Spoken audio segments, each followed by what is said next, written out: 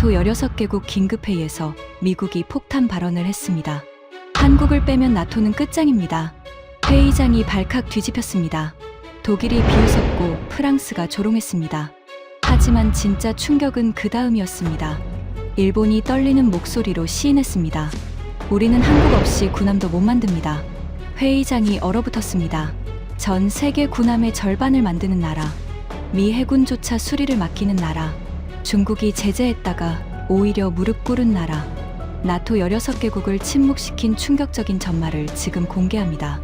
시작하기 전 구독과 좋아요, 그리고 대한민국 화이팅! 댓글로 한국을 응원해주세요.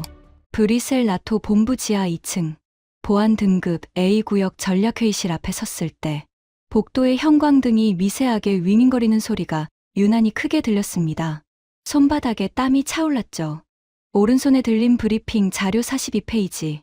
그 안에 담긴 내용 때문에 오늘 이 회의실이 뒤집어질 거라는 건 저도 알고 있었습니다. 이 이야기를 하기 전에 제 소개를 먼저 드려야 할 것 같습니다. 제 이름은 마크 해밀턴. 미국 국방부 동아시아 전략국에서 32년을 근무했고 부국장으로 퇴직한 뒤 현재 나토 전략고문직을 맡고 있습니다. 한국, 일본, 대만의 군사동맹 전략을 총괄했던 사람이죠. 펜타곤에서 잔뼈가 굵은 만큼 웬만한 회의에서는 긴장하지 않습니다. 하지만 오늘은 달랐습니다. 무거운 참나무 문을 밀고 들어서자 길이 12m짜리 타원형 테이블이 눈에 들어왔습니다. 테이블 위에는 나토 깃발과 각국 명패가 놓여 있었고 진한 에스프레소 향이 회의실 전체에 깔려 있었죠. 16개국에서 날아온 안보 대표들이 이미 자리를 잡고 있었습니다. 독일, 프랑스, 영국, 폴란드, 노르웨이, 에스토니아, 핀란드, 루마니아, 터키, 스페인, 이탈리아, 캐나다, 네덜란드, 벨기에, 그리고 옵서버 자격으로 일본 방위성 파견 전략관 나카무라 타츠야가 테이블 끝자리에 앉아 있었습니다. 한국 나토 대표부 참사관 이도현도 옵서버석에 조용히 앉아 있었죠. 의장석에는 프레드릭 한센 나토 사무차장이 앉아 있었습니다. 노르웨이 출신의 한센은 냉전 시절부터 나토 안보 전략을 주도해온 인물이었죠. 은색 머리카락을 단정하게 넘긴 그의 표정은 늘 그렇듯 읽을 수 없었습니다. 저는 제 자리에 앉으며 회의실을 한 번 더 둘러봤습니다. 16명의 시선이 저마다 다른 곳을 향하고 있었지만 한 가지는 분명했습니다. 이 자리에 모인 이유, 우크라이나 전쟁이 3년째 접어들면서 나토의 군비 공백이 위험 수위를 넘어서고 있었습니다. 한센 사무차장이 가볍게 기침을 하며 회의 시작을 알렸습니다. 오늘 안건은 나토 군비복원 전략 3번째 세션입니다. 해밀턴 고문이 인도태평양 관점에서 새로운 제안을 준비했다고 합니다. 저는 자리에서 일어났습니다. 심장이 평소보다 빠르게 뛰고 있었죠. 리모컨을 누르자 벽면 대형 스크린에 세계 지도가 떴습니다. 아시아 태평양 지역이 붉은색으로 강조된 지도였습니다. 16명의 시선이 일제히 스크린을 향했습니다. 저는 깊게 숨을 들이쉰 뒤 말했습니다. 여러분, 지금 이 자리에서 나토의 미래를 이야기하겠습니다. 결론부터 말씀드리죠. 잠시 멈췄습니다. 회의실의 공기가 한순간 무거워지는 게 느껴졌습니다. 나토에 지금 가장 필요한 나라는 한국입니다. 대한민국을 나토 핵심 전략 파트너로 격상시켜야 합니다. 1초, 2초, 3초, 정적이 흘렀습니다. 그리고 그 정적을 깬 것은 테이블 맞은편에 앉은 클라우스 베버 독일 연방국방부 군비국장의 코웃음이었습니다. 그 짧은 코웃음 한 번에 회의실 분위기가 완전히 바뀌었죠. 클라우스가 팔짱을 끼며 의자의 등을 기댔습니다. 그의 표정에는 황당함과 조롱이 동시에 떠올라 있었습니다.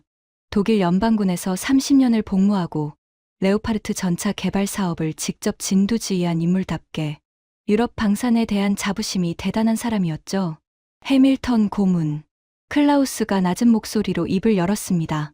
나토는 North Atlantic Treaty Organization입니다. 북대서양 조약기구예요.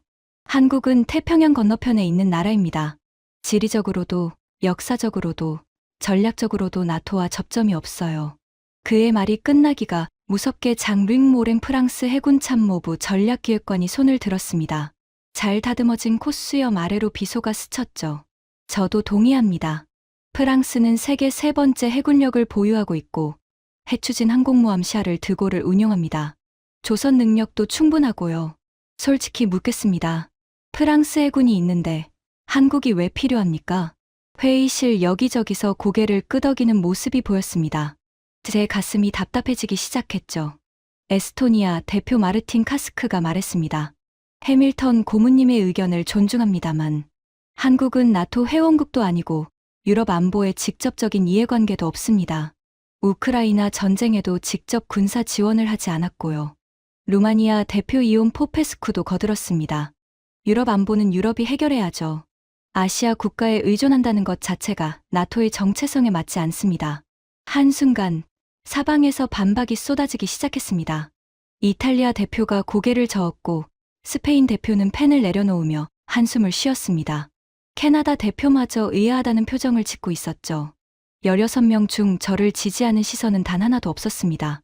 클라우스가 다시 입을 열었습니다. 이번에는 목소리에 힘이 더 들어가 있었죠. 해밀턴 고문. 한국이 뛰어난 나라라는 건 인정합니다. 삼성 반도체도 훌륭하고 K-팝도 대단하죠.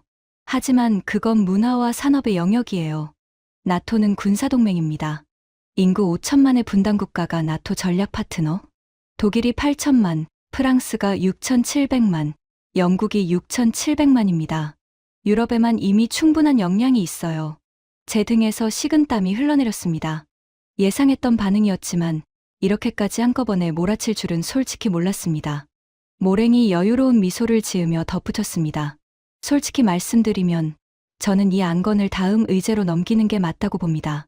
지금 우리에게는 우크라이나 탄약 보급이 급한데 한국 이야기를 하고 있을 시간이 없잖아요.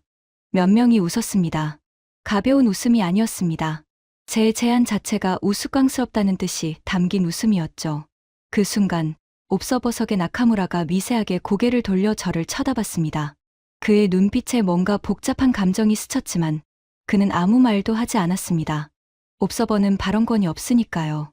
한센 사무차장이 중립적인 표정으로 저를 바라봤습니다. 해밀턴 고문, 반론하시겠습니까? 16개의 시선이 다시 저에게 쏠렸습니다. 반쯤은 기대, 반쯤은 조롱이 섞인 시선이었죠.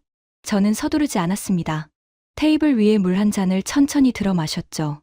이럴 때일수록 침착해야 한다는 걸 32년간 펜타곤에서 배웠으니까요. 물잔을 내려놓고 회의실을 한 바퀴 둘러봤습니다. 클라우스의 자신만만한 표정, 모랭의 여유로운 미소, 다른 대표들의 의아한 눈빛들, 그리고 옵서버석에 앉아 미동도 없이 저를 지켜보는 나카무라와 무표정한 얼굴로 노트북 화면을 내려다보고 있는 한국 참사관 이도현. 감사합니다, 사무차장님. 저는 리모컨을 눌러 스크린 화면을 바꿨습니다. 나토 회원국의 군비 현황 도표가 떴습니다. 반론하기 전에 한 가지만 여쭤보겠습니다. 회의실이 조용해졌습니다. 지금 이 자리에 계신 분들 중 나토의 현재 탄약 비축량을 정확히 아시는 분 계십니까? 침묵이 흘렀습니다. 서로 눈치를 보는 대표들의 모습이 눈에 들어왔죠. 제가 말씀드리겠습니다. 현재 나토 전체의 탄약 비축량은 전면전 기준 7일분입니다. 7일분. 클라우스의 표정이 미세하게 경직되는 게 보였습니다. 이건 기밀이 아닙니다. 이미 공개된 수치였죠. 하지만 이 자리에서 이렇게 직접적으로 꺼내놓으니 무게감이 달랐던 겁니다. 우크라이나의 탄약을 지원하느라 나토 자체 비축분이 바닥났습니다. 155mm 포탄 생산량은 한 달에 겨우 2만 발이에요. 우크라이나가 하루에 쓰는 양이 7천 발인데 나토 전체가 한 달간 만드는 걸 우크라이나가 3일 만에 소비하는 겁니다. 회의실 분위기가 달라지기 시작했습니다. 웃음기가 사라졌죠. 저는 화면을 넘겼습니다. 유럽 주요국의 방산 생산 능력 그래프가 나타났습니다. 이건 더 심각한 수치입니다. 현재 유럽의 주력 전차 생산 능력은 냉전 시기의 12%에 불과합니다. 독일은 레오파르트2 전차를 한 달에 고작 한 대에서 2대 생산합니다. 한 대에서 2대요. 클라우스 국장님, 이 숫자가 맞습니까? 클라우스의 턱 근육이 미세하게 움직였습니다. 그는 대답하지 않았죠. 대답할 필요가 없었습니다. 사실이니까요. 프랑스의 르클레르 전차 생산 라인은 사실상 멈춰 있습니다. 영국의 챌린저의 후속 사업은 계속 지연되고 있고요. 모랭의 미소가 사라졌습니다. 그리고 여기 또 하나의 숫자가 있습니다. 스크린에 새로운 데이터가 떴습니다. 유럽 전체 방산 업체들의 수주 잔고 대비 생산 능력 비율입니다. 주문은 밀려 있는데 만들 능력이 없어요. 주문하면 5년 후에 받을 수 있습니다. 5년이요. 핀란드 대표가 의자에서 몸을 앞으로 기울였습니다. 그의 나라는 러시아와 1340km의 국경을 맞대고 있으니까요. 이 숫자가 얼마나 무서운지 누구보다 잘 아는 사람이었죠. 여러분, 저는 목소리를 조금 낮췄습니다. 저는 한국이 좋은 나라라서 이 제안을 하는 게 아닙니다. K-팝이 대단해서도 아니고 삼성 반도체가 훌륭해서도 아닙니다. 잠시 멈췄습니다. 나토가 지금 당장 군비 공백을 메울 수 있는 나라가 이 지구상에 딱 하나 있기 때문입니다. 클라우스가 펜을 테이블 위에 톡 내려놓았습니다. 해밀턴 고문. 나토의 탄약 부족은 우리 모두 알고 있습니다. 하지만 그 해결책이 왜 한국이어야 하는 겁니까? 미국이 있고 터키가 있고 캐나다가 있어요. 왜 굳이 아시아의 한 나라를 끌어들여야 합니까? 터키 대표 오르한 데미르가 고개를 끄덕이며 말했습니다. 동의합니다. 나토 내부에서 해결할 방법을 먼저 찾아야죠. 저는 이 질문을 기다리고 있었습니다. 좋은 질문입니다. 클라우스 국장님. 브리핑 자료 42페이지 중 첫 번째 섹션을 펼쳤습니다. 그럼 미국부터 이야기하죠. 미국이 나토의 군비 공백을 메울 수 있는지. 스크린에 미국의 방산 생산 능력 도표가 나타났습니다. 미국의 조선소는 냉전 시절 20곳이 넘었습니다. 지금은 2곳 남았어요. 군함 건조 인력은 18만 명에서 2만 4천 명으로 줄었고요. 중국이 1년에 군함을 25척 건조할 때 미국은 3척을 만듭니다. 3척이요. 영국 대표 에밀리 카터가 메모를 하기 시작했습니다. 인도태평양 담당관답게 이 수치에 익숙한 사람이었죠. 미국도 자국 군비 유지에 허덕이고 있습니다. 나토 군비 공백까지 메울 여력이 없어요. 미 해군이 자국 군함 수리를 외국에 맡기고 있다는 사실 아십니까? 회의실이 술렁였습니다. 어디에 맡기고 있냐고요? 저는 일부러 한 박자 쉬었습니다. 한국입니다. 잠깐의 정적 후 캐나다 대표가 고개를 갸웃거렸습니다. 네덜란드 대표는 안경을 고쳤었고요. 하지만 클라우스는 여전히 팔짱을 끼고 있었습니다. 모랭도 마찬가지였죠. 이 정도로는 부족하다는 게 그들의 표정에서 읽혔습니다. 그때 제가 놓치지 않은 게 하나 있었습니다. 테이블 중간쯤에 앉은 소피아 코발스카 폴란드 국방부 조달실장이 펜을 멈추고 저를 바라보고 있었습니다. 비웃음도 아니고 동의도 아닌 묘한 표정이었죠. 마치 무언가를 참고 있는 것 같은 눈빛이었습니다. 소피아는 아무 말도 하지 않았습니다. 아직은요. 한센 사무차장이 시계를 확인했습니다. 해밀턴 고문, 구체적인 근거가 더 있습니까? 저는 고개를 끄덕였습니다.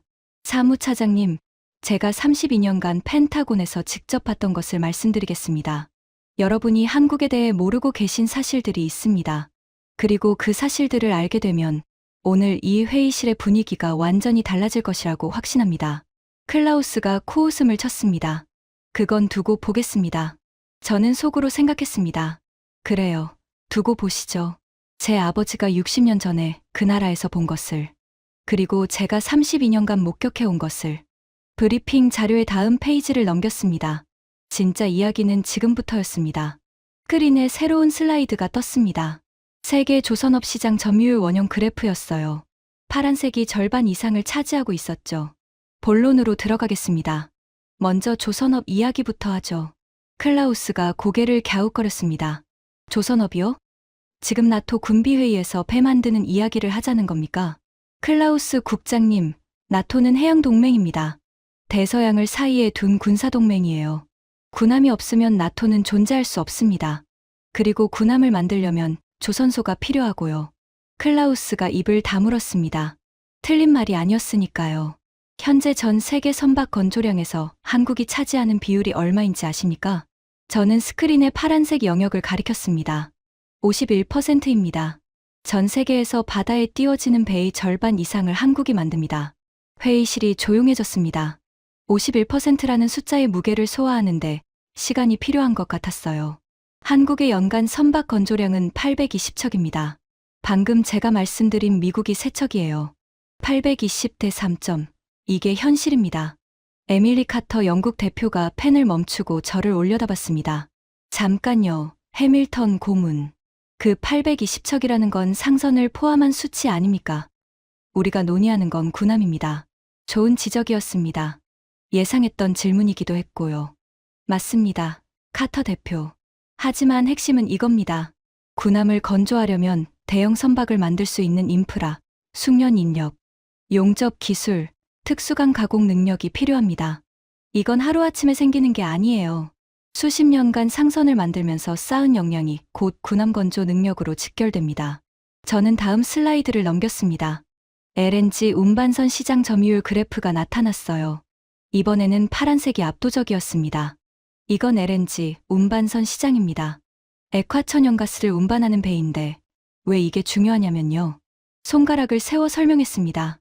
LNG를 운반하려면 영하 163도의 극저온 상태를 유지해야 합니다. 영하 163도요. 이 온도에서 금속은 유리처럼 깨지고 용접 부위는 수축과 팽창을 반복합니다. 극저온 환경에서 가스가 새지 않는 탱크를 만드는 기술. 이걸 가진 나라가 지구상에 몇 개나 될까요? 회의실을 둘러봤습니다. 사실상 한국뿐입니다. 전 세계 LNG 운반선의 82%를 한국이 건조합니다. 82%요. 핀란드 대표 코르오넨이 손을 들었습니다. 해밀턴 고문, 중국도 조선 강국 아닙니까? 중국의 조선 점유율도 상당히 높은 걸로 알고 있는데요. 좋은 질문입니다. 중국은 벌크선이나 컨테이너선 같은 일반 선박에서는 강합니다. 물량으로는 한국을 앞서기도 하죠. 하지만 LNG 운반선, 초대형 컨테이너선, 해양 플랜트 같은 고부가 가치 선박은 상황이 다릅니다. 중국이 10년 넘게 도전하고 있지만 기술 격차를 좁히지 못하고 있어요. 저는 잠시 멈춘 뒤 목소리를 낮췄습니다. 그런데 여러분, 진짜 무서운 건 따로 있습니다. 회의실에 시선이 집중됐습니다. 아까 제가 미국 조선소 이야기를 했죠. 20곳에서 2곳으로 줄었고 인력은 18만 명에서 2만 4천 명이 됐다고요. 이 상황에서 미 해군은 함정 유지 보수에 심각한 문제를 겪고 있습니다. 다음 슬라이드. 미 해군 함정 수리 외주 현황 자료가 떴습니다. 미 해군의 알레이버크급 구축함, 타이콘데로 가급 순양함. 이 군함들의 정비와 수리 일부가 한국 조선소에서 이루어지고 있습니다. 세계 최강 미 해군이 자국 군함 관리를 한국에 의뢰하고 있는 거예요. 에밀리가 메모를 멈추고 입을 열었습니다. 그 부분은 사실입니까? 미 해군이 공식적으로 한국에 군함 수리를 맡기고 있다는 건가요? 카터 대표, 이건 공개된 사실입니다. 미 해군 7함대 소속 함정들이 한국 현대중공업과 하나오션에서 정비를 받고 있어요. 미국 본토의 조선소가 포화 상태이기 때문입니다. 수리 대기 기간만 수개월에서 1년 이상 걸리는 경우도 있고요. 에밀리의 표정이 미묘하게 변했습니다. 인도태평양 담당관으로서 이 정보의 의미를 정확히 이해하는 것 같았어요. 자, 정리하겠습니다. 저는 스크린을 가리켰습니다. 전 세계 선박의 51%를 건조하고 LNG 운반선의 82%를 독점하고 미 해군 군함까지 정비하는 나라. 이 나라가 나토와 무관하다고 하실 수 있습니까? 클라우스는 대답하지 않았습니다. 하지만 팔짱을 풀고 테이블 위에 두 손을 올려놓았어요. 아주 작은 변화였지만 저는 그 변화를 놓치지 않았습니다. 모랭이 입을 열었습니다. 인상적인 숫자입니다. 해밀턴 고문. 하지만 조선업 하나로 나토 전략 파트너를 논하는 건 비약 아닙니까? 배를 잘 만드는 것과 안보 파트너는 다른 차원의 문제예요. 저는 고개를 끄덕였습니다. 물론이죠. 모랭 기획관님. 조선업은 시작일 뿐입니다. 다음 이야기를 들으시면 생각이 달라질 겁니다. 리모컨을 누르려는 순간 한센 사무차장이 말했습니다. 잠깐, 해밀턴 고문. 모두의 시선이 한센에게로 향했습니다. 다음 주제로 넘어가기 전에 한 가지 확인하고 싶은 게 있습니다. 한센이 옵서버석을 바라봤습니다. 나카무라 타치야가 앉아있는 쪽이었어요. 나카무라 전략관. 일본은 한국의 이웃이자 경쟁국이기도 합니다. 일본 입장에서 이 조선업 데이터에 대해 의견이 있으십니까? 예상치 못한 전개였습니다. 한센이 직접 나카무라에게 발언을 요청할 줄은 몰랐어요. 하지만 결과적으로 이것이 오늘 회의의 분수령이 됐습니다. 나카무라 타츠야가 천천히 고개를 들었습니다. 은퇴 안경 너머의 눈동자가 복잡하게 흔들리고 있었어요. 28년간 일본 방위성에서 전략을 다뤄온 노련한 관료였지만 이 순간만큼은 평소의 침착함이 흔들리는 게 보였습니다. 회의실이 조용해졌습니다. 16명의 시선이 테이블 끝자리의 옵서버에게 쏠렸죠. 나카무라는 입을 열지 않았습니다. 5초, 10초, 15초가 흘렀어요. 에스프레소 잔에서 올라오던 김이 사라질 만큼 긴 침묵이었습니다. 클라우스가 참다 못해 말했습니다. 나카무라 전략관 발언하시겠습니까? 아니면 넘어갈까요? 그 순간 나카무라가 안경을 벗어 렌즈를 천천히 닦았습니다. 그리고 다시 썼어요. 그가 입을 열었을 때 목소리는 낮고 차분했지만 묘하게 떨리는 게 느껴졌습니다. 사무차장님, 발언 기회를 주셔서 감사합니다. 나카무라가 자리에서 일어섰습니다. 저는 일본 방위성에서 28년간 일했습니다. 그중 15년을 한국과의 안보 관계를 분석하는 데 썼고요. 솔직히 말씀드리면 해밀턴 고문의 발표를 들으면서 상당히 불편했습니다. 회의실에 긴장이 감돌았습니다. 불편한 이유는 간단합니다. 사실이기 때문입니다. 클라우스의 눈이 커졌습니다. 모랭도 눈썹을 치켜 올렸죠. 일본 관료가 한국을 인정하는 발언을 할 거라고는 아무도 예상하지 못한 것 같았어요. 나카무라가 말을 이었습니다. 일본은 세계 3위 경제 대국입니다. 해상자위대는 아시아 최고 수준의 해군력을 보유하고 있고요. 하지만 한 가지, 일본이 절대로 인정하고 싶지 않은 사실이 있습니다. 나카무라가 잠시 숨을 고르더니 말했습니다. 일본은 한국 없이 군함을 만들 수 없습니다. 회의실이 얼어붙었습니다. 말 그대로 아무도 움직이지 않았어요. 해상자위대 함정에 들어가는 특수감과 고압 배관 시스템, 핵심 부품의 상당 부분을 한국에서 수입하고 있습니다. 일본 자체 생산이 가능한 부분도 있지만 한국산 대비 비용이 2배에서 3배 이상이에요. 경제성을 따지면 한국에 의존할 수밖에 없는 구조입니다. 클라우스가 몸을 앞으로 기울이며 물었습니다. 잠깐, 나카무라 전략관. 일본이 한국의 군사 부품을 의존하고 있다는 겁니까? 정확히 어느 정도입니까? 나카무라의 입꼬리가 씁쓸하게 내려갔습니다. 조선 분야만이 아닙니다. 일본의 디지털 분야를 보시죠. 일본의 디지털 무역 적자가 연간 630억 달러입니다. 한국의 네이버와 카카오 같은 플랫폼이 일본 시장에서 상당한 점유율을 차지하고 있고 반도체 설계와 디스플레이 분야에서도 한국 의존도가 높습니다. 에밀리가 노트에 빠르게 적었습니다. 630억 달러라는 숫자의 밑줄을 긋는 게 보였어요. 나카무라가 목소리를 더 낮췄습니다. 여러분께 한 가지 더 말씀드리겠습니다. 몇 년 전 일본이 한국의 반도체 핵심 소재 수출을 규제한 적이 있습니다. 불화수소, 포토레지스트, 플루오리나 폴리이미드, 반도체 공정에 필수적인 3가지 소재였죠. 회의실의 몇몇 대표들이 고개를 끄덕였습니다. 기억하고 있는 사람들이 있었어요. 일본 정부는 한국 반도체 산업에 타격을 줄 수 있을 거라고 판단했습니다. 하지만 결과가 어떻게 됐는지 아십니까? 나카무라가 잠시 입을 다물었습니다. 이 다음 말이 쉽지 않은 것 같았어요. 그의 손이 미세하게 떨렸습니다. 한국은 1년도 안 돼서 대체 기술을 자체 개발했습니다. 일본의 소재 규제는 사실상 무력화됐고 오히려 일본 소재 기업들만 한국이라는 최대 고객을 잃었습니다. 일본 주요 언론들이 뭐라고 했는지 아십니까? 나카무라가 테이블 위에 놓인 자신의 자료를 내려다봤습니다. 총리에게 한국과 싸우지 말라고 경고했습니다. 한국을 적으로 돌리면 일본이 더 큰 피해를 입는다고요. 회의실에 무거운 침묵이 내려앉았습니다. 일본 관료의 입에서 이런 말이 나올 줄은 아무도 예상하지 못했을 거예요. 경쟁국이, 그것도 공식 석상에서 상대국의 역량을 인정하는 순간이었으니까요. 그때였습니다. 테이블 중간에 앉아있던 소피아 코발스카가 손을 들었습니다. 사무차장님, 발언해도 되겠습니까?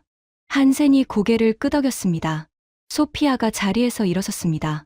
폴란드 국방부 조달실장.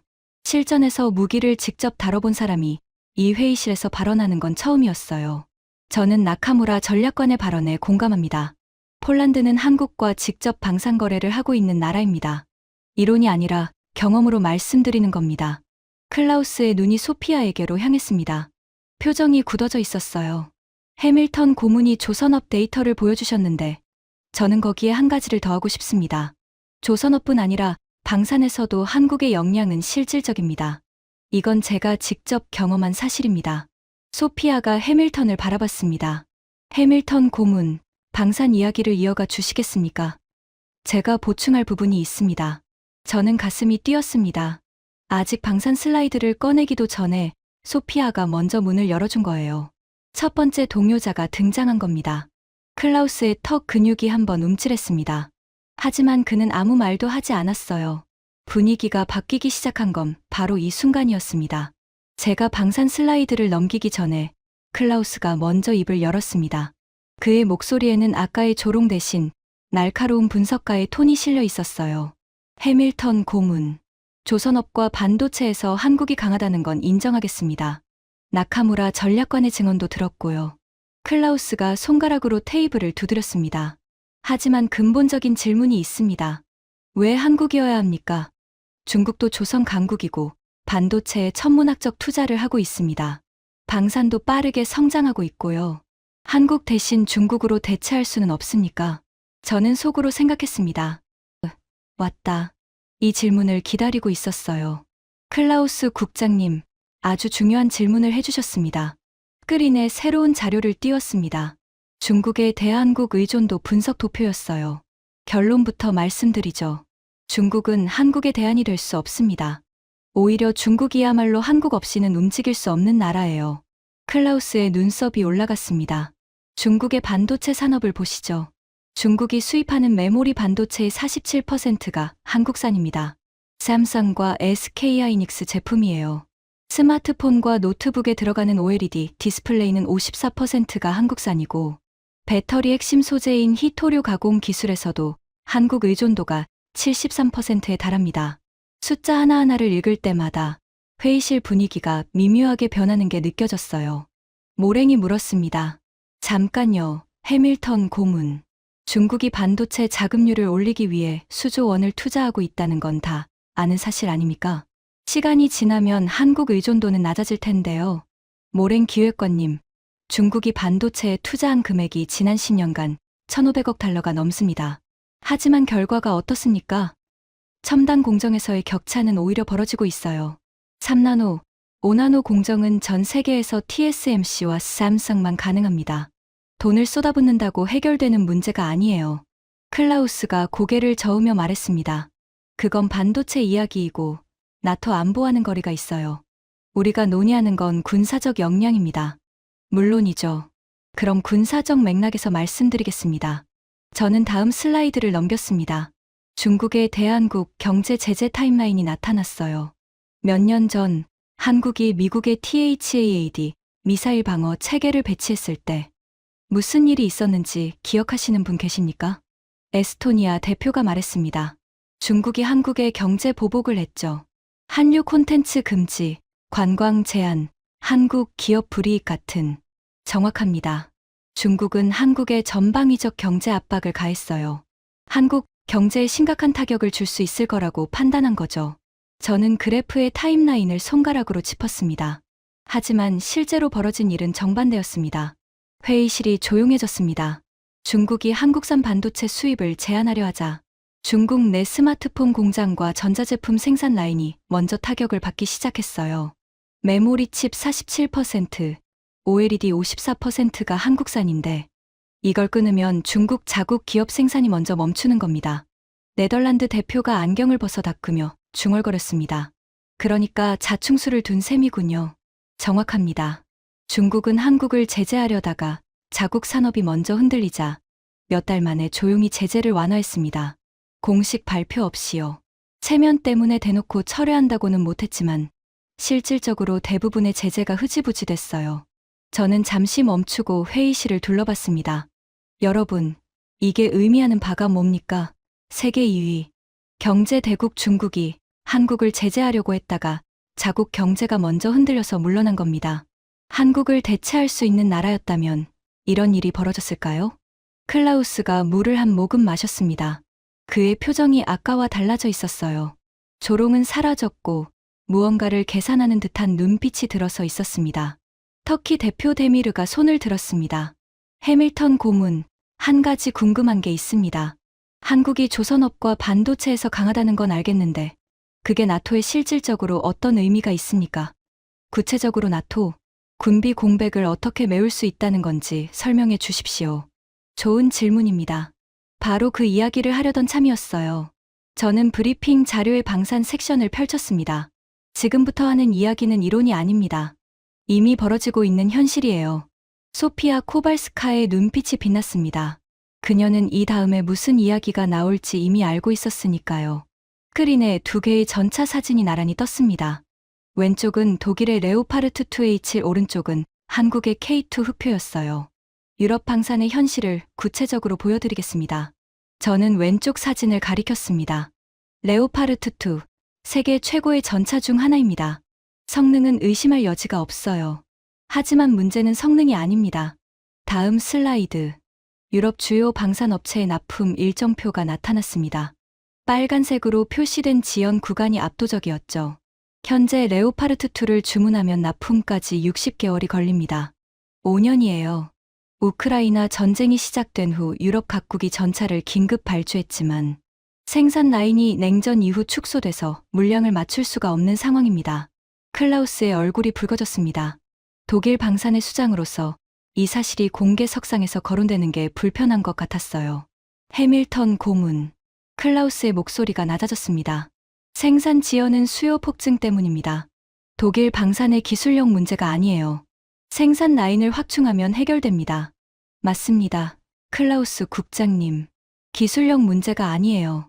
하지만 생산 라인 확충에 또 몇 년이 걸립니까? 공장 짓고, 인력 훈련하고, 부품 공급망 구축하는데 최소 3년에서 5년.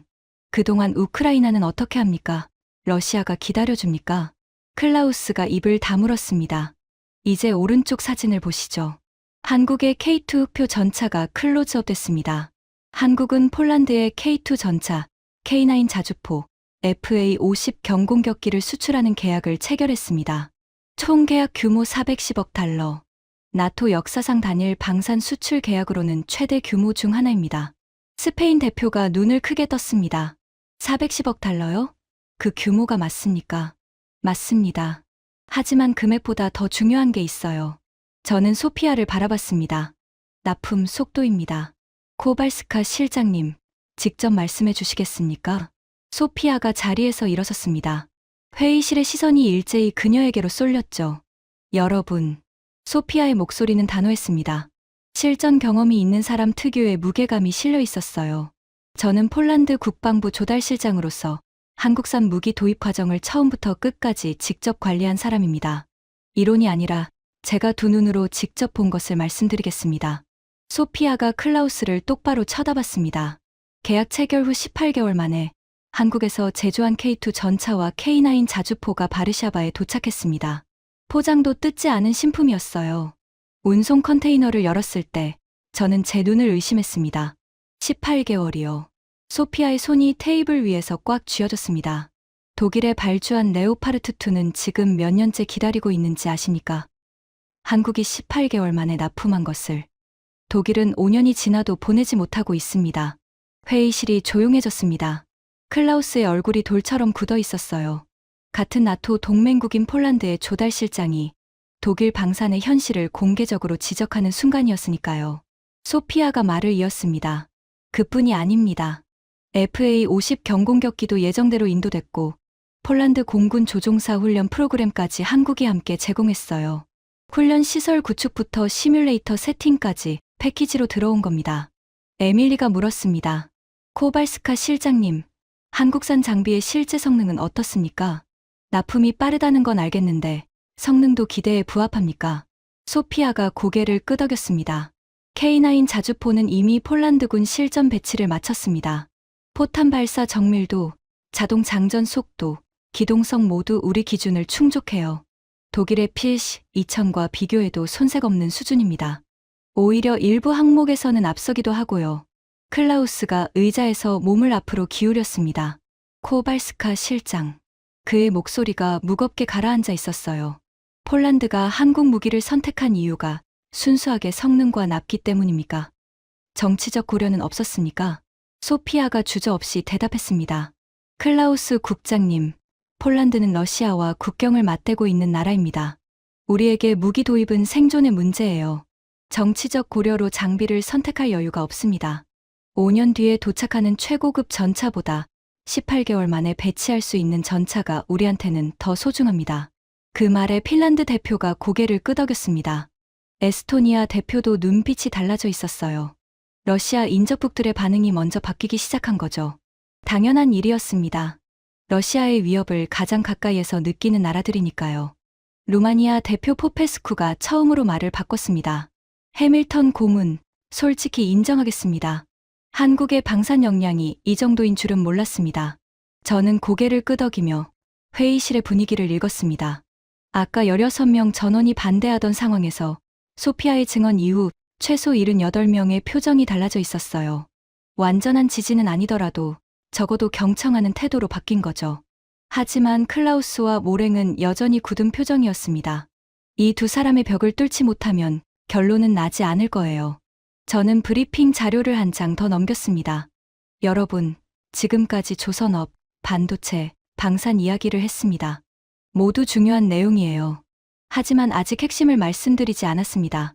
한센 사무차장이 의자의 등을 기대며 말했습니다.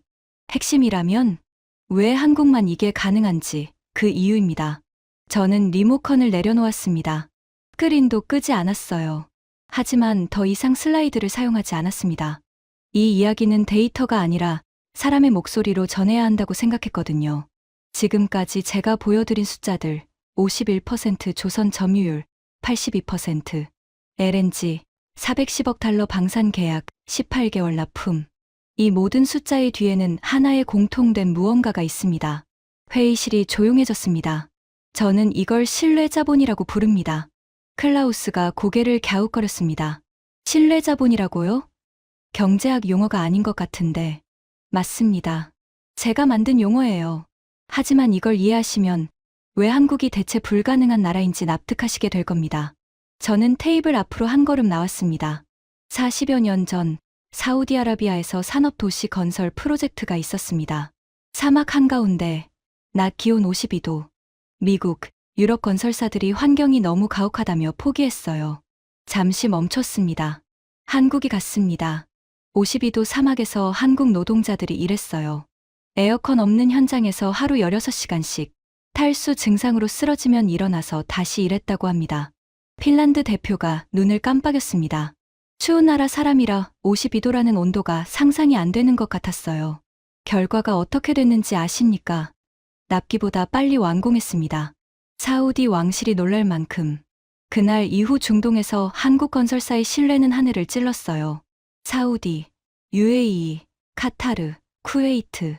중동 대형 프로젝트의 상당수를 한국 기업이 수주하게 된 시작점이 바로 그때였습니다. 에밀리가 노트에 적으며 물었습니다. 그 이야기와 나토가 무슨 관련이 있습니까? 관련이 있습니다. 잠시만 들어주세요. 저는 두 번째 이야기로 넘어갔습니다. 90년대 후반, 한국이 외환위기에 빠졌습니다. IMF 구제금융을 받아야 했죠. 국가 부도 직전이었어요. 그때 한국 국민들이 뭘 했는지 아십니까? 회의실을 둘러봤습니다. 자발적으로 금을 모았습니다. 결혼반지, 돌잔치 금반지, 할머니가 평생 간직하던 금목걸이. 국민들이 자기 금부치를 들고 은행에 줄을 섰어요. 몇 달 만에 모인 금이 225톤이었습니다. 금액으로 15억 달러어치예요. 모랭이 처음으로 놀란 표정을 지었습니다. 15억 달러어치를 국민이 자발적으로 모았다고요? 네. 정부가 시킨 게 아닙니다.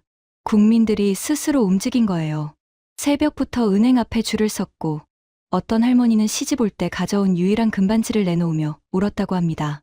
회의실의 묘한 분위기가 감돌았습니다. 이건 숫자나 데이터로 설명할 수 있는 이야기가 아니었어요.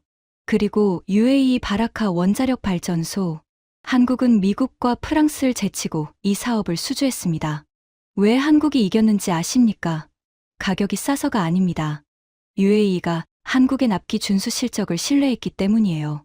중동에서 수십 년간 쌓아온 신뢰 자본이 결정적이었습니다. 저는 잠시 숨을 골랐습니다. 다음에 할 이야기가 제게는 가장 어려운 부분이었으니까요. 여러분, 제가 왜 이렇게 한국에 대해 잘 아는지 궁금하실 겁니다. 32년간 동아시아 전략을 담당했으니 당연하다고 생각하실 수도 있어요. 목소리가 살짝 떨렸습니다. 스스로 당황했죠. 하지만 진짜 이유는 따로 있습니다. 회의실이 완전히 조용해졌습니다. 제 아버지는 미 육군 보병 하사관이었습니다. 60년 전 한국에 주둔했어요. 주한미군으로 2년간 복무했죠. 손을 테이블 위에 올려놓았습니다. 미세하게 떨리고 있었어요. 아버지가 한국에 갔을 때 그 나라는 폐허였습니다. 전쟁이 끝난 지 10년 남짓밖에 안 됐으니까요. 포장도로가 없었고 전기가 들어오지 않는 마을이 대부분이었습니다. 아버지가 찍은 사진을 봤어요. 흙바닥에 초가집, 맨발의 아이들. 눈앞이 살짝 흐려졌습니다. 억누르려 했지만 완전히 감추기는 어려웠어요. 아버지는 한국에서 돌아온 뒤로 평생 그 나라를 잊지 못하셨습니다. 퇴역 후에도 한국 뉴스가 나오면 반드시 보셨고 한국 식당이 생기면 꼭 가보셨어요. 잠시 멈추고 숨을 들이쉬었습니다. 아버지가 돌아가시기 전에 병상에서 제 손을 잡고 이렇게 말씀하셨습니다. 회의실에 아무도 움직이지 않았습니다. 그 나라는 달랐어, 마크. 폐허 속에서도 학교를 지었어. 먹을 것도 없는데 아이들이 교과서를 짊어지고 다녔다고. 그 눈빛이 달랐어. 그 나라는 반드시 일어설 거야. 제 목소리가 갈라졌습니다. 아버지의 예언이 맞았습니다. 그 폐허의 나라가 60년 만에 세계 선박의 절반을 만들고 미 해군 군함을 수리하고 나토 회원국의 전차를 수출하는 나라가 됐어요. 저는 회의실을 천천히 둘러봤습니다. 표정들이 달라져 있었어요. 조롱은 완전히 사라져 있었습니다. 에밀리가 눈을 깜빡이며 메모를 멈췄어요. 핀란드 대표는 두 손을 깍지 끼고 테이블을 내려다보고 있었습니다. 에스토니아 대표의 눈가가 붉어져 있었죠. 모랭조차 물잔을 들었다 놓았다를 반복하며 무언가를 생각하는 표정이었습니다. 여러분, 저는 목소리를 가다듬었습니다. 한국이 51%의 조선 점유율을 가진 건 기술력 때문만이 아닙니다.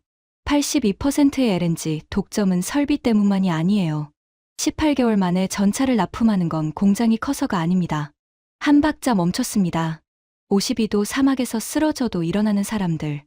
나라가 망할 위기에 금반지를 들고 은행에 줄 서는 국민들. 소재를 끊겨도 1년 안에 대체 기술을 만들어내는 엔지니어들. 이것이 신뢰 자본입니다. 돈으로 살 수 없고 시간으로도 빨리 만들 수 없는 것. 수십 년간 축적된 신뢰의 총합이에요. 클라우스가 물잔을 잡은 손이 미세하게 떨리는 게 보였습니다. 아까의 자신만만한 모습은 온데간데 없었어요. 한센 사무차장이 처음으로 자세를 바꿨습니다. 등을 의자에서 떼고 앞으로 기울였죠. 해밀턴 고문. 한센의 목소리가 낮고 진지했습니다. 결론으로 가시죠. 이 모든 논거를 종합했을 때 최종 주장이 무엇입니까? 저는 고개를 끄덕였습니다. 사무차장님, 결론은 파트 3에서 말씀드리겠습니다. 하지만 그 전에 한 가지만 더 짚겠습니다. 옵서버석에 앉아있는 이도현 한국 참사관을 바라봤습니다. 그는 여전히 무표정이었지만 아까와는 뭔가 달라 보였어요. 어깨가 조금 펴진 것 같았습니다. 이 회의실에서 한국 대표부 참사관이 옵서버로 앉아 계십니다. 회의 내내 한마디도 하지 않으셨어요.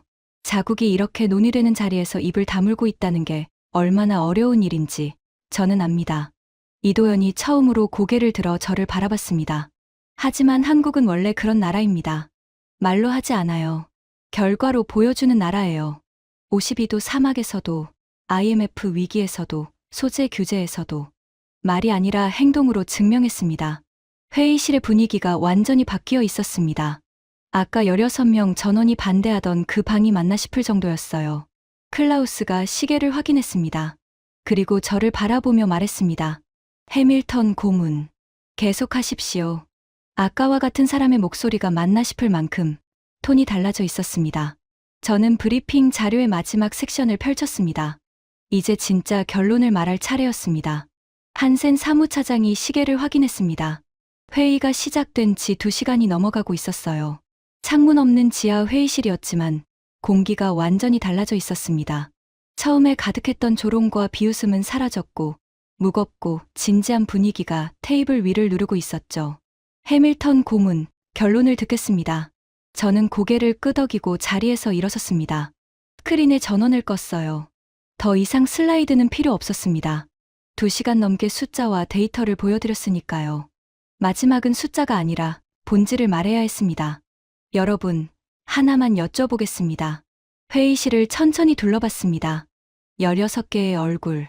2시간 전과는 완전히 다른 표정들이었어요. 21세기의 초강대국의 조건은 무엇입니까? 잠시 정적이 흘렀습니다. 냉전 시대에는 답이 간단했어요. 핵무기, 영토, 인구. 이 세 가지만 있으면 초강대국이었습니다. 소련은 2200만 제곱킬로미터의 영토와 3만 발의 핵탄두를 갖고 있었죠. 하지만 소련은 사라졌습니다. 에밀리가 고개를 끄덕였습니다. 지금 세계를 보시죠. 러시아는 석유와 천연가스가 있습니다. 유럽 에너지의 상당 부분을 러시아에 의존했었죠. 하지만 태양광과 풍력, 원자력이 빠르게 대체하고 있습니다. 에너지 전환이 완료되면 러시아의 최대 무기는 힘을 잃어요. 핀란드 대표가 천천히 고개를 끄덕였습니다. 러시아 에너지 의존에서 벗어나는 게 핀란드의 국가 과제였으니까요. 중국은 제조업이 있습니다. 세계의 공장이라고 불리죠.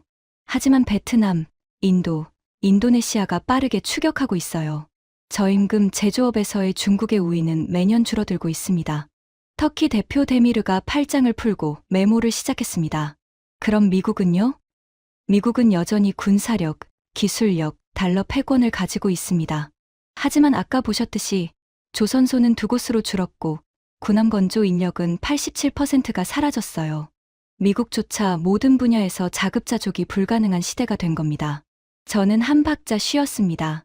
여러분, 21세기 초강대국의 조건은 영토도 아니고 인구도 아니고 핵무기도 아닙니다. 회의실이 숨죽이고 있었어요. 대체 불가능성입니다. 그 단어가 회의실에 떨어졌습니다. 다른 나라가 할 수 없는 일을 할 수 있는 나라. 그 나라를 빼면 세계가 돌아가지 않는 나라. 그것이 21세기의 진짜 힘입니다. 저는 테이블을 천천히 돌며 말했습니다. 전 세계 선박의 51%. 이걸 대체할 나라가 있습니까? 없습니다. LNG 운반선 82%. 이걸 대체할 기술을 가진 나라가 있습니까? 없습니다. 첨단 메모리 반도체 시장의 절반 이상. 중국이 1,500억 달러를 쏟아부어도 따라잡지 못하고 있어요. 모랭이 물잔을 내려놓았습니다. 18개월 만에 전차를 납품하는 생산 역량. 유럽 어느 나라도 이걸 할 수 없다는 건 오늘 이 자리에서 확인됐습니다. 소피아가 조용히 고개를 끄덕였습니다. 러시아를 빼면 태양광이 있습니다. 중국을 빼면 베트남이 있어요. 하지만 한국을 빼면 저는 말을 멈추고 회의실을 둘러봤습니다. 대안이 없습니다.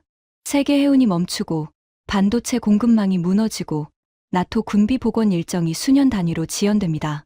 한국을 빼면 끝장입니다. 그 마지막 말이 회의실에 무겁게 내려앉았습니다. 긴 침묵이 흘렀습니다. 10초, 20초, 천장 환풍기 소리만 낮게 울렸어요. 그리고 그 침묵을 깬 것은 예상하지 못한 사람이었습니다. 클라우스 베버가 의자에서 천천히 일어섰습니다. 회의실의 모든 시선이 독일 군비국장에게 쏠렸죠. 2시간 전 가장 먼저 코웃음을 치며 한국을 조롱했던 바로 그 사람이었습니다. 팔짱을 끼고 아시아 소국이라고 말했던 그 사람이요. 클라우스의 표정은 복잡했습니다. 분노도 아니고 수치심도 아닌 무언가를 받아들이는 과정에 있는 얼굴이었어요. 회색빛 눈동자가 테이블 위를 한번 훑더니 저를 똑바로 쳐다봤습니다. 해밀턴 고문. 그의 목소리가 낮고 갈라져 있었습니다. 저는 독일 연방군에서 30년을 복무했습니다. 레오파르트 전차 개발에 인생의 절반을 바쳤어요. 독일 방산이 세계 최고라는 자부심으로 살아왔습니다. 클라우스가 잠시 말을 멈췄습니다. 그의 손이 테이블 가장자리를 꽉 잡고 있었어요. 하지만 오늘 이 자리에서 깨달았습니다. 최고의 기술을 가진 것과 실제로 만들어서 전달할 수 있는 것은 다른 차원의 문제라는 걸요. 회의실이 숨을 죽였습니다. 레오파르트2는 세계 최고의 전차입니다. 그 생각은 바뀌지 않아요. 하지만 60개월 걸려 납품하는 최고의 전차가 18개월 만에 도착하는 우수한 전차보다 전장에서 의미가 있습니까? 클라우스가 고개를 저었습니다. 스스로에게 대답하듯이요. 없습니다. 전쟁은 카탈로그 스펙으로 하는 게 아니니까요. 소피아의 눈이 커졌습니다. 독일 군비국장이 이런 말을 하는 건 유럽 방산 역사에서 전례가 없는 일이었을 거예요. 클라우스가 저를 바라봤습니다. 해밀턴 고문. 제가 틀렸습니다. 그 한마디가 회의실을 관통했습니다. 제 심장이 쿵 하고 내려앉았어요. 2시간 전에 코웃음을 치던 사람의 입에서 나온 제가 틀렸습니다라는 말. 그 무게감은 어떤 데이터보다 컸습니다. 한국은 단순한 아시아의 산업 강국이 아닙니다. 나토의 군비 공백을 실질적으로 메울 수 있는 현재 시점에서 유일한 파트너입니다. 클라우스가 한센 사무차장을 바라봤습니다. 사무차장님, 독일은 해밀턴 고문의 제안을 지지합니다. 회의실에 작은 웅성거림이 퍼졌습니다. 모랭이 물잔을 내려놓으며 입을 열었습니다. 아까의 여유로운 미소는 없었어요. 대신 진지한 군인의 얼굴이었습니다. 프랑스 입장도 말씀드리겠습니다. 모랭이 콧수염을 한번 쓸어내렸습니다. 프랑스 해군의 역량에 대한 자부심은 여전합니다. 하지만 솔직히 인정해야 할 것 같습니다. 프랑스 혼자, 아니 유럽 전체가 힘을 합쳐도 현재의 군비 공백을 단기간에 메울 수 없습니다. 모랭이 저를 바라봤습니다. 해밀턴 고문이 보여준 데이터와 코발스카 실장의 실전 경험, 그리고 나카무라 전략관의 증언, 이 세 가지를 종합하면 한국과의 전략적 협력을 검토하지 않는 것이 오히려 비합리적이라고 판단합니다. 에밀리가 손을 들었습니다. 영국도 검토에 찬성합니다. 인도태평양 전략 차원에서도 한국과의 협력 강화는 의미가 있다고 봅니다. 핀란드, 에스토니아, 루마니아, 터키, 이탈리아, 스페인, 캐나다, 네덜란드, 벨기에 하나둘씩 동의의 뜻을 밝혔습니다. 아까 저를 비웃던 대표들이 하나씩 고개를 끄덕이는 모습을 보면서 제 눈앞이 흐려졌습니다. 한센 사무차장이 테이블 위에 두 손을 올려놓고 말했습니다. 전원 의견을 확인했습니다. 회의실이 조용해졌어요. 오늘 해밀턴 고문이 제시한 대한민국 나토 핵심 전략 파트너 격상 안건은 차기 나토 이사회 공식 의제로 상정하겠습니다. 그 순간 소피아가 먼저 박수를 쳤습니다. 탁, 탁, 탁. 조용하지만 단단한 박수였어요. 에밀리가 뒤따랐고 핀란드 대표가 합류했습니다. 하나둘씩 박수가 퍼져나갔죠. 클라우스도 박수를 쳤습니다. 그 모습을 보는 순간 저는 울 뻔했습니다. 솔직히 말하면 코끝이 시큰해졌어요. 2시간 전 일 대 16이었던 이 회의실이 지금 전원일치로 바뀌어 있었습니다. 회의가 공식 종료된 후 대표들이 자리에서 일어나기 시작했습니다. 서류를 정리하고 태블릿을 가방에 넣고 커피잔을 내려놓으며 335 이야기를 나누었죠. 2시간 넘게 이어진 긴장감이 풀리면서 회의실 안에 묘한 여운이 감돌고 있었습니다. 저는 브리핑 자료를 정리하며 숨을 고르고 있었어요. 그때 시선 끝에 움직임이 잡혔습니다. 소피아 코발스카가 테이블을 돌아 옵서버석으로 걸어가고 있었습니다. 이도현 한국 참사관이 앉아있는 쪽으로요. 이도현은 노트북을 닫고 자리에서 일어나는 중이었습니다. 소피아가 그의 앞에 멈춰 섰어요. 이 참사관님. 이도현이 고개를 들었습니다. 놀란 표정이었어요. 회의 내내 한마디도 하지 않았던 옵서버에게 공식 대표가 먼저 다가온 거니까요. 소피아가 손을 내밀었습니다. 폴란드는 한국에 감사하고 있습니다. K2 전차와 K9 자주포, 그 장비들 덕분에 폴란드 국민이 조금 더 안심하고 잠들 수 있게 됐어요. 직접 전해드리고 싶었습니다. 이도현이 두 손으로 소피아의 손을 잡았습니다. 그의 입술이 미세하게 떨렸어요. 감사합니다, 코발스카 실장님. 짧은 한마디였지만 그 목소리에는 2시간 동안 참고 있던 감정이 담겨 있었습니다. 에밀리 카터가 다가와 이도현에게 악수를 청했습니다. 핀란드 대표, 에스토니아 대표도 뒤따랐어요. 하나둘씩 이도현에게 다가가 인사를 건네는 모습이 이어졌습니다. 그리고 제가 가장 주목했던 순간이 찾아왔습니다. 나카무라 타치야가 옵서버석에서 일어나 이도현에게 다가갔어요. 두 사람 사이에 잠시 침묵이 흘렀습니다. 일본과 한국, 역사적으로 복잡한 관계의 두 나라 대표가 나토 본부 지하 회의실에서 마주 서 있었죠. 나카무라가 허리를 숙였습니다. 깊은 묵내였어요.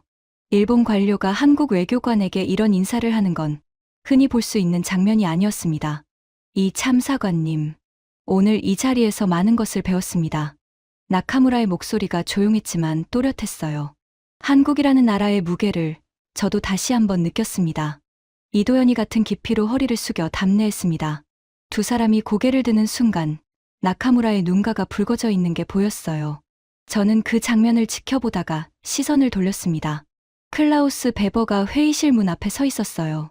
한쪽 손에 서류 가방을 들고 다른 손으로 문틀을 잡은 채 이도현과 나카무라를 바라보고 있었죠. 표정을 읽을 수 없었지만 더 이상 2시간 전에 그 오만한 모습은 없었습니다. 클라우스가 돌아서서 복도로 나갔습니다. 저와 눈이 마주쳤어요. 그가 짧게 고개를 끄덕였습니다. 말은 없었지만 그것으로 충분했습니다. 회의실이 비어가기 시작했습니다. 대표들이 하나둘 빠져나가고 에스프레소 향도 서서히 옅어졌죠. 저는 브리핑 자료 42페이지를 가방에 넣으며 마지막으로 회의실을 한번 둘러봤습니다. 텅 빈 타원형 테이블, 각국 명패가 그대로 놓여 있었어요. 저는 회의실을 나와 엘리베이터를 탔습니다. 지하 2층에서 지상으로 올라가는 동안 귀가 멍해지는 느낌이 들었어요. 긴장이 풀리면서 오는 반응이었죠. 나토 본부 로비를 지나 밖으로 나왔습니다. 브뤼셀의 밤 공기가 차갑게 볼을 때렸어요. 겨울 바람에 코트깃을 세우며 주차장 쪽으로 걷다가 문득 걸음을 멈췄습니다. 본부 건물 유리창에 반사된 브뤼셀의 야경이 보였습니다. 오렌지빛 가로등과 차량 불빛이 어우러진 도시의 풍경이었어요. 평소에는 그냥 지나쳤을 풍경인데 오늘따라 유난히 아름답게 느껴졌습니다. 주머니에서 지갑을 꺼냈습니다. 지갑 안쪽 칸에 오래된 사진 한 장이 들어 있었어요. 가장자리가 누렇게 바랜 흑백 사진이었죠. 젊은 미군 하사관이 한국의 흙길 위에 서 있는 사진이었습니다. 뒤에는 무너진 건물의 잔해가 보였고 길 옆에는 맨발의 한국 아이 2명이 서 있었어요. 아이들의 눈이 카메라를 똑바로 쳐다보고 있었습니다. 겁먹은 눈이 아니었어요. 호기심과 무언가를 향한 결의가 담긴 눈빛이었죠. 아버지가 60년 전에 찍은 사진이었습니다. 아버지. 차가운 밤 공기 속에서 혼잣말이 나왔습니다. 아버지가 보셨던 그 나라, 기억하세요? 폐허밖에 없었다고 하셨죠. 도로도 없고, 전기도 없고, 먹을 것도 부족했다고요. 브뤼셀 야경이 흐릿하게 번져 보였습니다. 눈가에 뭔가 뜨거운 게 차올랐어요. 그 나라가 오늘 나토를 움직였습니다. 16개국 안보 대표들이 한국이 없으면 안 된다고 인정했어요. 아버지가 보셨던 그 맨발의 아이들의 후손이 전 세계배의 절반을 만들고 세계 최강 미 해군의 군함을 수리하고 유럽의 전차를 수출하는 나라를 만들었습니다. 사진을 지갑에 다시 넣었습니다. 손가락이 차갑게 떨리고 있었어요. 추루이 때문만은 아니었습니다. 아버지 말씀이 맞았어요. 그 나라는 달랐습니다. 눈빛이 달랐어요. 코트 주머니에 2 손을 넣고 걷기 시작했습니다. 발걸음이 가벼웠어요. 32년간 펜타곤에서 일하면서 수백 번의 브리핑을 했지만 오늘만큼 가슴이 뛴 적은 없었습니다. 걸으면서 생각했습니다. 21세기는 달라졌습니다. 예전에는 영토가 넓고 인구가 많고 핵무기를 가진 나라가 강대국이었어요. 하지만 지금은 다릅니다. 다른 나라가 할 수 없는 일을 하는 나라. 그 나라가 없으면 세계가 돌아가지 않는 나라. 대체 불가능한 존재가 되는 것. 그것이 21세기의 진짜 힘입니다. 한국은 그걸 해냈습니다. 폐허에서 시작해서 세계가 인정하는 대체 불가능한 나라가 됐어요. 52도 사막에서 IMF 위기에서 소재 규제에서 무너지지 않았습니다. 무너질 때마다 더 강하게 일어섰죠. 그리고 이건 한국만의 이야기가 아닙니다. 사람도 마찬가지예요. 크기가 아니라 역할입니다. 강함이 아니라 필요됨입니다. 나 없으면 안 돼라고 말하는 게 아니라 주변 사람들이 자연스럽게 이 사람이 없으면 안 된다고 느끼게 만드는 것. 그게 진짜 힘이에요. 브뤼셀의 밤거리가 오렌지빛으로 빛나고 있었습니다. 주차장에 도착해서 차에 오르기 전 한 번 더 나토 본부 건물을 돌아봤습니다. 지하 2층 회의실의 불이 아직 켜져 있었어요. 아마 한센 사무차장이 남아서 정리하고 있을 겁니다. 내일이면 오늘의 회의록이 나토 이사회에 보고될 거예요. 시동을 걸었습니다. 라디오에서 음악이 흘러나왔어요. 뭔지 모를 클래식이었는데 오늘의 기분에 완벽하게 어울렸습니다. 브뤼셀 시내를 관통하는 도로 위에서 저는 창문을 살짝 열었어요. 차가운 밤 공기가 차 안으로 들어왔습니다. 좋았습니다. 오늘 폐허의 나라가 나토를 움직인 날, 아버지가 60년 전에 본 그 눈빛이 결국 여기까지 온 겁니다. 이 이야기를 여러분과 나눌 수 있어서 감사합니다. 긴 이야기 들어주셔서 고맙습니다. 지금까지 나토 16개국 회의장에서 벌어진 충격적인 이야기였습니다. 대한민국의 저력을 더 많은 분들이 알 수 있도록 이 이야기를 널리 공유해 주세요. 우리가 만든 나라는 이미 세계가 인정하고 있습니다. 구독과 좋아요도 부탁드립니다. 지금까지 감동테라였습니다. 감사합니다.